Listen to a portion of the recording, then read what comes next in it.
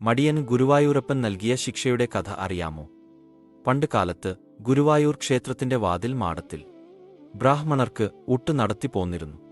വൈദികരും ഉന്നതകുലജാതന്മാർ ആയിരുന്നവർക്ക് തെക്കേ വാതിൽ മാടത്തിലും ആഭിജാത്യം കുറഞ്ഞവർക്കും പരദേശികൾക്കും വടക്കേ ഭാഗത്തായിരുന്നു വിളമ്പുക പതിവ്. അന്ന് തൈക്കാട്ട് സ്വാമികൾ പരിവ്രാജക വൃത്തി സ്വീകരിച്ചിരിക്കുന്നു. കയ്യിൽ കുറെ പണവുമായി ഗുരുവായൂരിൽ മിക്കവാറും സ്ഥിരതാമസം ആക്കി.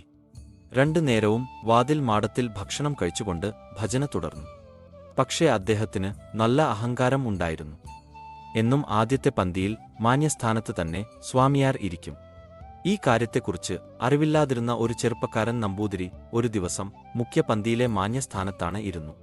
സ്വാമിയാർ വന്നപ്പോൾ തന്റെ സ്ഥാനം ഒഴിഞ്ഞു കൊടുക്കാതിരുന്നതിന് അദ്ദേഹം യുവാവിനോട് കേർത്തു. നല്ല ശരീരപുഷ്ടിയും ആരോഗ്യവുമുള്ള സ്വാമിയാർക്ക് വഴങ്ങിക്കൊടുക്കുന്നതാണ് ബുദ്ധി എന്ന് കരുതി ആ ചെറുപ്പക്കാരൻ